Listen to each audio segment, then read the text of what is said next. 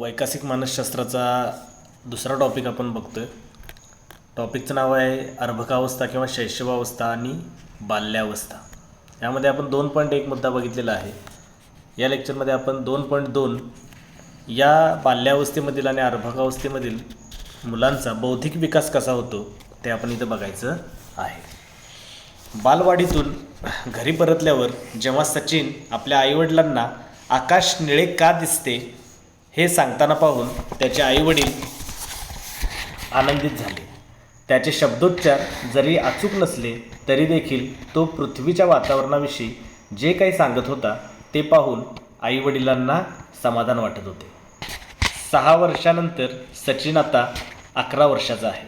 सध्या तो त्याच्या बेरीज वजाबाकीचा गृहपाठ जो आहे तो गृहपाठ संपवून भारतीय संविधान विषयाचा प्रकल्प जो आहे तो पूर्ण करीत आहे. मध्य बाल्यावस्थेदरम्यान प्रचंड किंवा विस्तृत पद्धतीनं बौद्धिक विकास होऊ घातलेला सचिन हा एकटाच मुलगा नाही, तर या सचिनसारखे अनेक मुलं आपल्याला इथं बघायला मिळतात.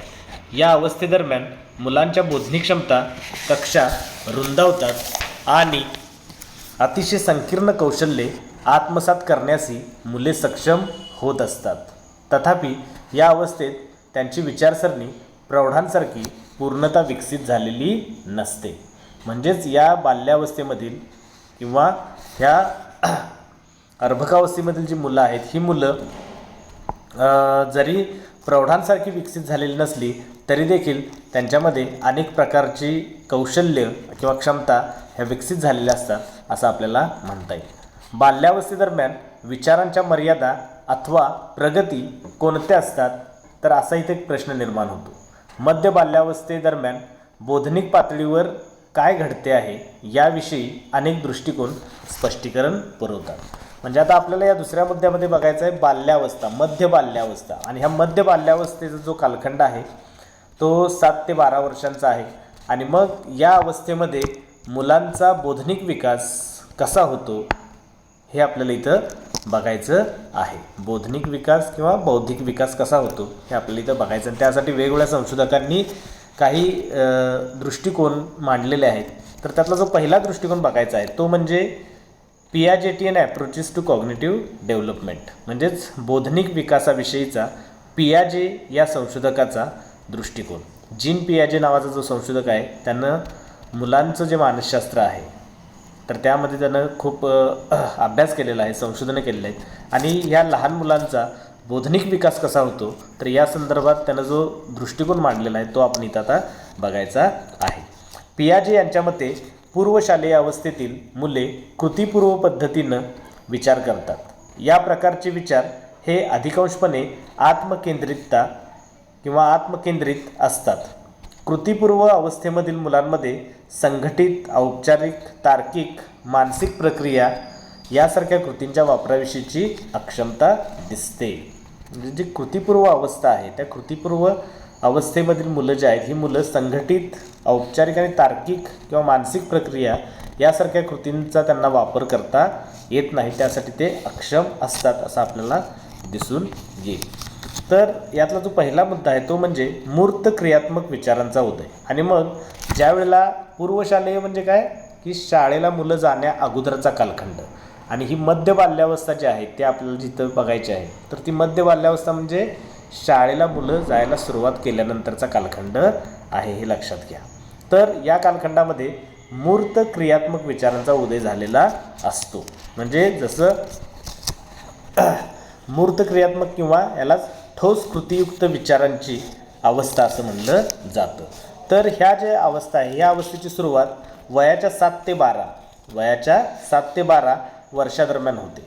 या अवस्थेचे वैशिष्ट्य म्हणजे सक्रियता, तर्कांचा वापर आणि योग्य विचार होय. म्हणजेच या अवस्थेमधली जी मुलं आहेत ही तार्किक विचार करू शकतात, सक्रिय असतात आणि त्यांना योग्य अयोग्य यातला जो फरक आहे तो देखील समजायला लागलेला असतो. समस्येविषयीच्या समाधानाकरिता तार्किक कार्यप्रणालीच्या वापरांचा अंतर्भाव ठोस कृती विचारांमध्ये होतो. म्हणजे तिथं एखादी समस्या जर सोडवायची असेल आणि समस्या सोडवण्यासाठी जो तार्किक विचार करावा लागतो तर तो तार्किक विचार करण्याचं काम देखील या अवस्थेमध्ये केलं जातं. उदाहरणार्थ ठोस कृती अवस्थेमध्ये मुलं जे असतात ही मुलं संवर्धनाच्या समस्येस सामोरी जातात. समस्येस सामोरं जातात. संवर्धनाची समस्या म्हणजे काय नेमकी इथं आता आपण बघूया. जसं की एका भांड्यातून दुसऱ्या आकाराच्या भांड्यात समान आकारमानाचे द्रव्य ओतल्यास त्याचे आकारमान सारखेच राहते. म्हणजे जर दोन वेगवेगळ्या आकारमानाची भांडी घेतलीत आणि एका भांड्यातलं पाणी तेवढंच पाणी दुसऱ्या भांड्यात जर ओतलं तर तिथं देखील ते द्रव्य समान आहे. म्हणजे द्रव्यामध्ये काय बदल झालेला नाही. आकारमानामध्ये बदल झाला आहे पण त्या द्रव्यामध्ये कुठलाही बदल झालेला नाही. तर या संदर्भातलं जे उत्तर आहे ते उत्तर देण्याकरिता ही जी मुलं आहेत ही मुलं बोधनिक तसेच तार्किक प्रक्रियेचा वापर करतात. बाह्य रूपाचा किंवा बाह्य आकाराचा फारसा प्रभाव इथे होताना दिसत नाही. म्हणजे या अवस्थेमध्ये मुलांना दोन वेगवेगळ्या आकारमानाच्या भांड्यात समान द्रव्य समान द्रव्य जर ओतलं तर त्या द्रव्यामध्ये कुठलाही बदल होत नाही हे त्यांच्या लक्षात यायला सुरुवात झालेली असते. भांड्यामधील द्रव्य कोणत्याही स्थितीमध्ये वाया गेलेले नाही. परिणामी दोन्ही भांड्यामधील द्रव्य सारखेच असल्याचे ही मुलं सांगतात. आणि मग ही समस्या ज्यावेळेला त्या मुलांच्या समोर ठेवली जाते त्यावेळेला ती मुलं दोन्ही भांड्यांमध्ये समान किंवा सारखेच द्रव्य आहे हे सांगण्याचा प्रयत्न करतात किंवा हे सांगतात. ही मुले कमी आत्मकेंद्रित असतात. म्हणजे शालेय पूर्वावस्थेतील मुलं ही जास्त आत्मकेंद्रित असतात. याउलट या मध्य बाल्यावस्थेमधील मुलं ही कमी आत्मकेंद्रित असतात.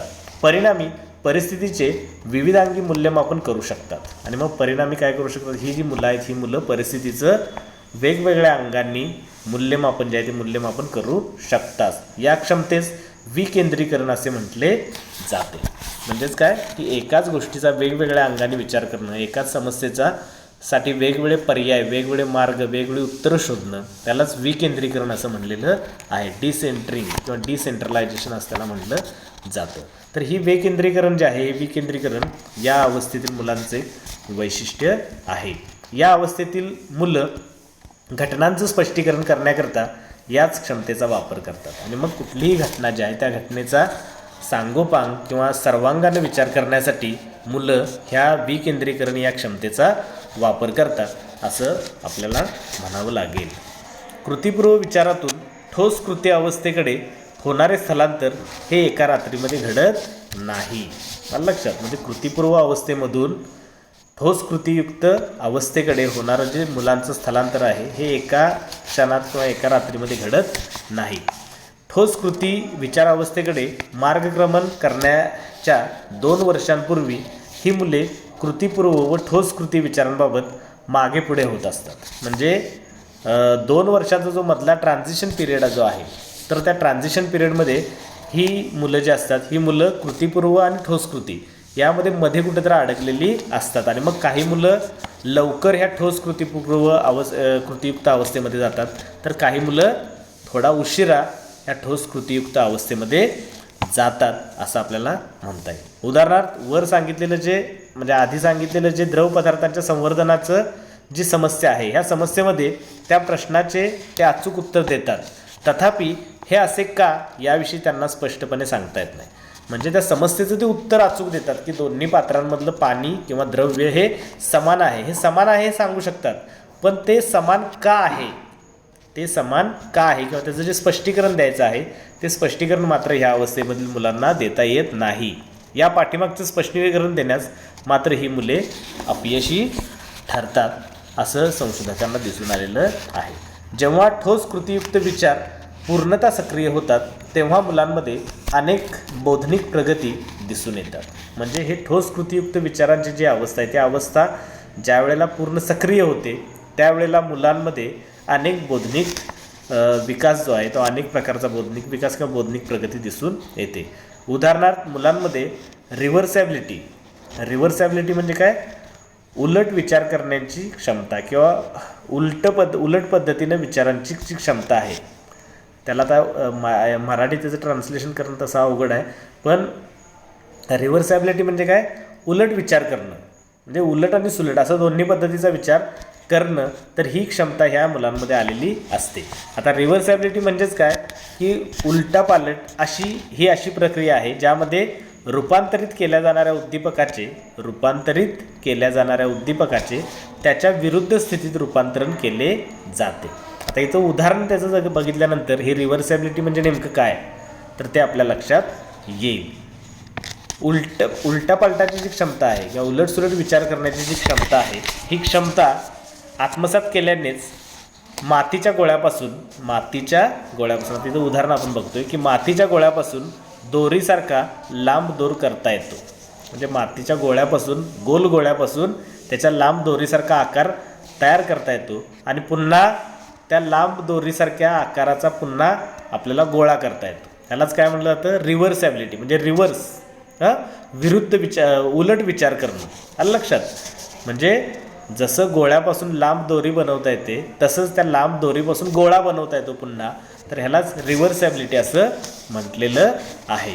त्यालाच उलटा पालट विचार करणं असं म्हटलेलं आहे. त्यालाच रिव्हर्सिबिलिटी इंग्लिशमध्ये शब्द आहे. ठीक आहे. आपण इंग्लिश शब्द जास्त करून लक्षात ठेवायचा आहे.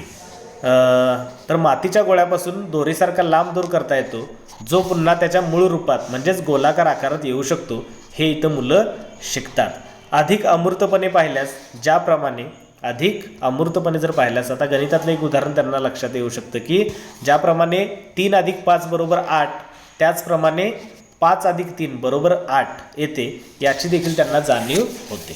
आलं लक्षात. म्हणजे काय इथं सांगितलेलं आहे की 3 + 5 बरोबर जसं 8 उत्तर येते तसंच 5 + 3 बरोबर देखील 8 उत्तर येतं.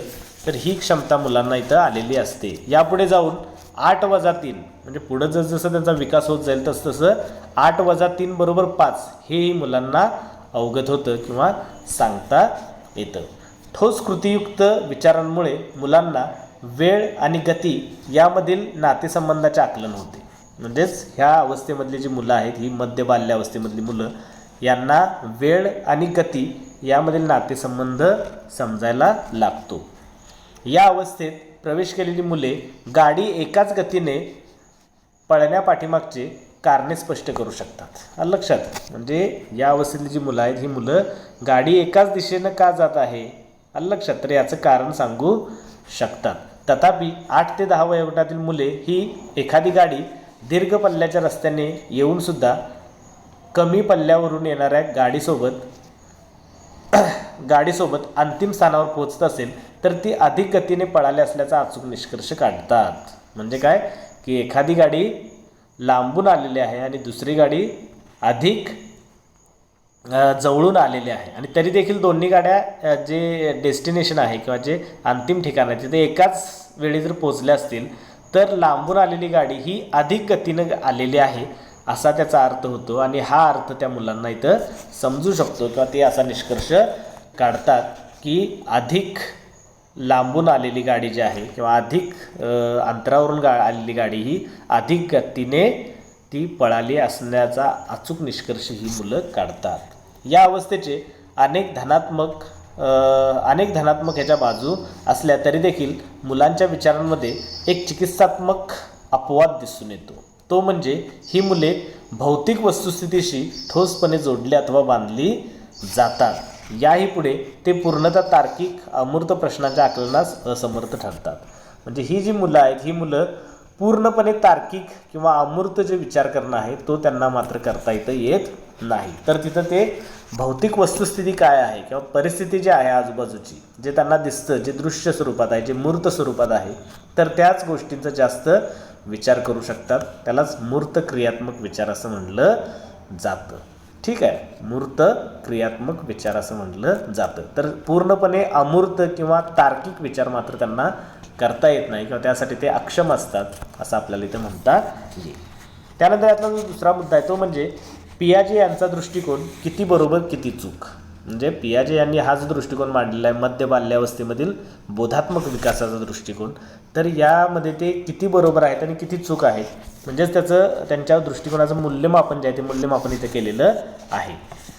पियाजे यांच्या दृष्टिकोनामध्ये अनेक धनात्मक मुद्दे आहेत. त्याचप्रमाणे त्यावर टीका करता येण्याजोग्या मुद्द्यांचाही समावेश करता आपल्याला येईल. लहान मुलांच्या पियाजे हे वाकबगार होते. म्हणजेच काय की पियाजे यांनी लहान मुलांचा दीर्घकाळ अभ्यास केलेला आहे किंवा त्यांचं निरीक्षण केलेलं आहे. त्यांच्या अनेक पुस्तकांमध्ये मुलांविषयीचे काळजीपूर्वक निरीक्षणे नोंदवली गेलेली आहेत. याचबरोबर त्यांच्या सिद्धांतामध्ये शैक्षणिक उपयोजन देखील प्रभावशाली आहे. म्हणजे मुलं कशी शिकतात तर त्यांचं शैक्षणिक उपयोजन देखील मुलांच्या बाबतीतलं हे प्रभावशाली आहे. पियाजे यांचा दृष्टिकोन मुलांच्या बौद्धिक विकासाचे स्पष्टीकरण करण्यामध्ये यशस्वी ठरला आहे. म्हणजे पियाजे यांनी हा जो दृष्टिकोन मांडलेला आहे हा दृष्टिकोनामध्ये बौद्धिक विकासाचं स्पष्टीकरण त्यांनी योग्य केलेलं आहे किंवा त्यामध्ये ते यशस्वी ठरलेले आहेत. तथापि त्यांच्या दृष्टिकोनाविषयी अनेक टीकाकारांनी योग्य तक्रारी नोंदवल्या आहेत. अनेक टीकाकारांच्या मते पियाजे यांनी मुलांच्या क्षमतांचे अवमूल्यन केलेलं आहे. अनेक संशोधकांच्या मते काय की पियाजे यांनी मुलांची जी बौद्धिक क्षमता आहे त्या बौद्धिक क्षमतांचे अवमूल्यन केलेलं आहे. म्हणजे मुलांना त्यांनी त्यांच्या बौद्धिक क्षमतेबाबत अंडर एस्टिमेट केलेलं आहे असं त्यांचं मत आहे. त्यांनी केलेल्या छोट्या मर्यादित प्रयोगांमुळे मुलांच्या क्षमतांचे कमी मूल्यांकन केल्याचे दिसते.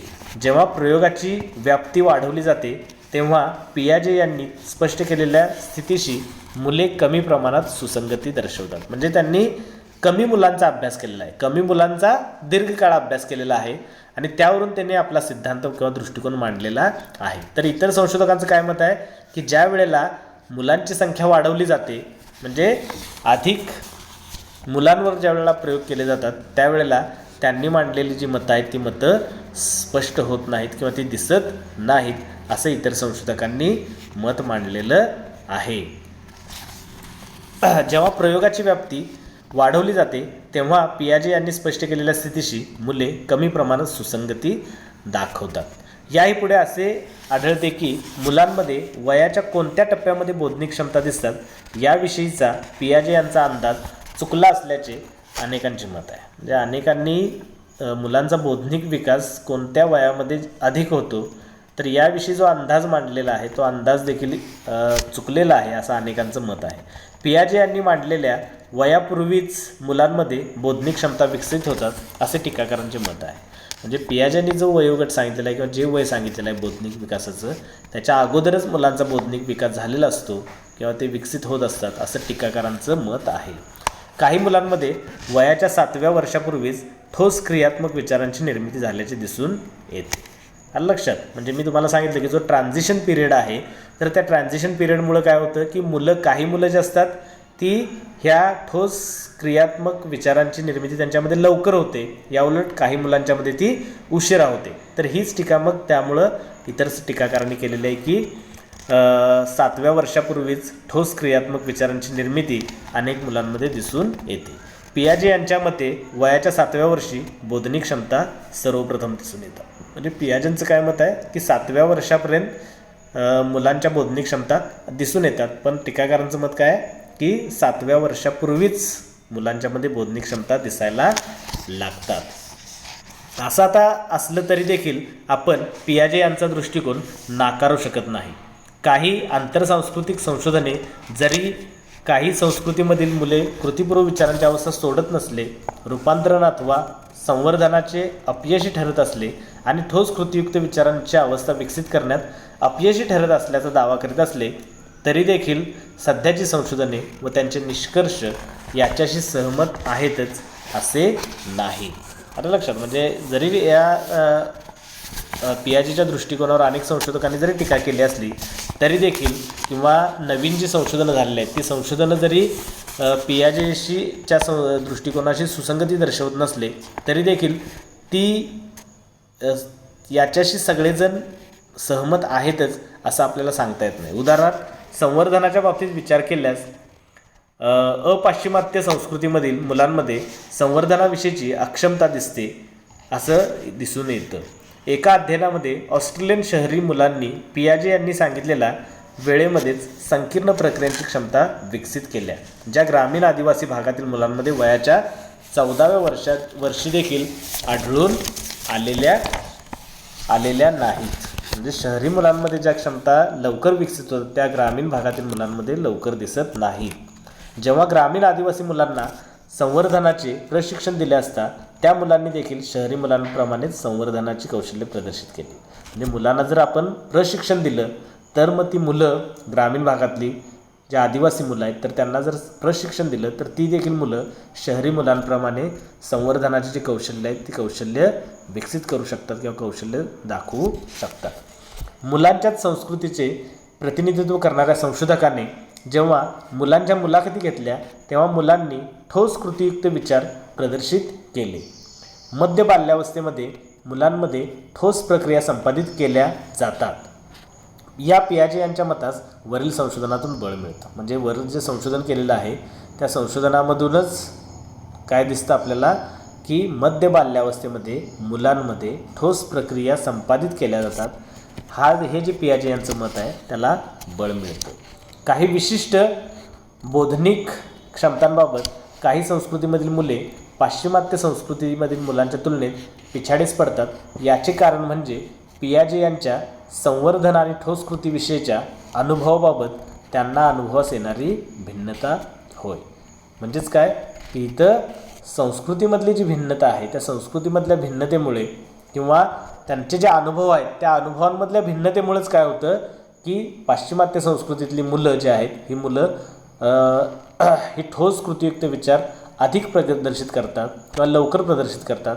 या उलट इतर संस्कृतीतली जी मुलं आहेत ही संस्कृतीतील मुलं थोडी पिछाडीवर असतात किंवा मागं पडलेली असतात. का तर त्यांचे जे अनुभव विश्व आहे त्या अनुभव विश्व याच्यामधील ती भिन्नता आहे असं पियाजे यांचं मत आहे. याचाच अर्थ मुलांची संस्कृतीचे स्वरूप लक्षात न घेता त्यांच्या बौद्धिक विकासाचे मापन करणे अथवा बौद्धिक विकास समजून घेणे हे शक्य नाही. म्हणजे मुलांच्या संस्कृतीचं स्वरूप लक्षात न घेता त्यांच्या बौद्धिक विकासाचं मापन करणं किंवा त्यांचा बौद्धिक विकास समजून घेणं हे शक्य होणार नाही. म्हणजेच काय की मुलांच्या बौद्धिक विकासावर सांस्कृतिक घटकांचा देखील प्रभाव पडतो. त्या मुलांचे अनुभव विश्व कसे आहे त्याचा देखील प्रभाव पडतो आणि ह्या सगळ्या गोष्टींचा विचार करणं हे महत्त्वाचं आहे असं पियाजे यांनी सांगण्याचा इथं प्रयत्न केलेला आहे. ठीक आहे. तर आता आपण इथं बघितलं की पियाजे यांनी मध्य बाल्यावस्थेमधील मुलांचा बौद्धिक विकास कसा होतो ते इथं सांगितलेलं आहे त्यांच्या दृष्टिकोनामध्ये. त्यामध्ये त्यांनी मूर्त क्रियात्मक विचारांचा उदय कसा होतो हे त्यांनी सांगितलेलं आहे आणि मग त्याचं जे मूल्यमापन आहे त्या सिद्धांताचं ते देखील आपण इथं बघितलेलं आहे. यानंतर पुढच्या लेक्चरमध्ये आपण पुढचा दृष्टिकोन बघू. थँक्यू.